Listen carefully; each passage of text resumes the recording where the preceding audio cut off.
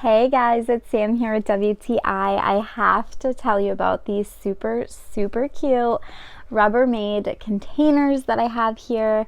I am obsessed with this color. I definitely bought these just based off of their color, but they're so cute. It's like this light baby blue color and it's just very cute.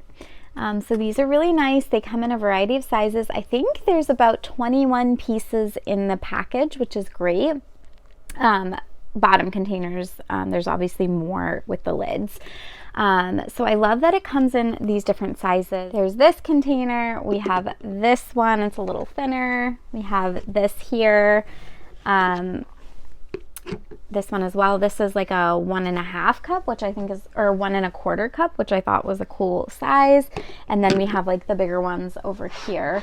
And then there are a few of the little ones each, which is nice. I also really like that it has this venting here. So if you are one that microwaves your food in your containers, it has a nice little vent for microwaving. So these are really nice and durable. This is a brand that's been around for so long and just makes good quality products.